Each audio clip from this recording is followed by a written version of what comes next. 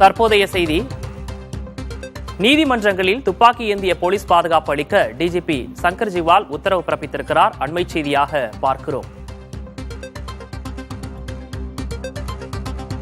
நீதிமன்றங்களில் துப்பாக்கி ஏந்திய போலீஸ் பாதுகாப்பு அளிக்க டிஜிபி சங்கர் ஜிவால் உத்தரவு ஒன்றை பிறப்பித்திருக்கிறார். திருநெல்வேலியில் நீதிமன்ற வாயில் முன்பு இளைஞர் வெட்டி கொல்லப்பட்டதை அடுத்து இந்த உத்தரவு பிறப்பிக்கப்பட்டிருக்கிறது. அண்மை செய்தியாக பார்க்கிறோம். நீதிமன்றங்களில் துப்பாக்கி ஏந்திய போலீஸ் பாதுகாப்பு அளிக்க டிஜிபி சங்கர் ஜிவால் உத்தரவு ஒன்றை பிறப்பித்திருக்கிறார். திருநெல்வேலியில் நீதிமன்ற வளாகத்தில் இளைஞர் வெட்டி கொலை செய்யப்பட்ட சம்பவத்தின் எதிரொலியாக இந்த நடவடிக்கை எடுக்கப்பட்டிருக்கிறது.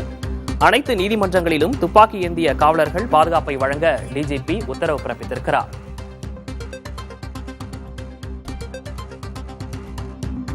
நீதிமன்றங்களில் துப்பாக்கி ஏந்திய போலீஸ் பாதுகாப்பு அளிக்க டிஜிபி சங்கர் ஜிவால் உத்தரவை பிறப்பித்திருக்கிறார்.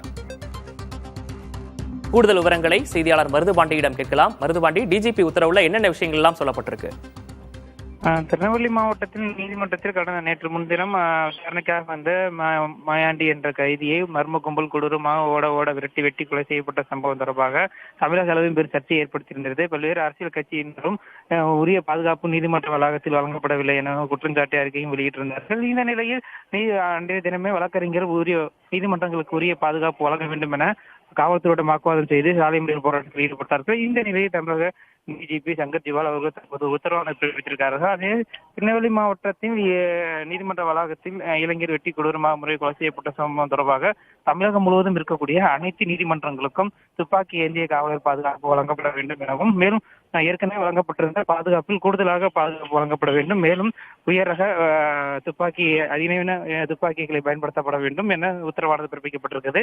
இந்த சுற்றறிக்கையானது அனைத்து மாவட்ட எஸ்பி மற்றும் டிஐஜிகளுக்கு தற்போது அனுப்பப்பட்டிருக்கிறது. மேலும் இது மட்டும் இல்லாமல் தற்காப்புக்காக துப்பாக்கி வைத்திருக்கக்கூடிய காவலர்களும் தொடர்ந்து கண்காணிப்பு பணியில் இருக்க வேண்டும். காலை முதல் நீதிமன்றம் முடியும் வரை தொடர்ந்து கண்காணிக்கப்பட வேண்டும் எனவும் தெரிவிக்கப்பட்டிருக்கிறது. வருகின்ற 23ஆம் தேதிக்குள் இந்த நடைமுறை இது தொடர்பான முழுமையான அறிக்கையை அந்தந்த மாவட்ட காவல்துறை உடனடியாக எடுக்கப்பட வேண்டும் எனவும் தெரிவித்திருக்கிறார்கள். நீதிமன்றங்களில் துப்பாக்கி ஏந்திய பாதுகாப்பு அளிக்கப்பட வேண்டும் என்று டிஜிபி சங்கர் ஜிவால் உத்தரவு பிறப்பித்திருக்கிறார். அது தொடர்பான விவரங்களை வழங்கியமைக்காக நன்றி மருதுபாண்டி.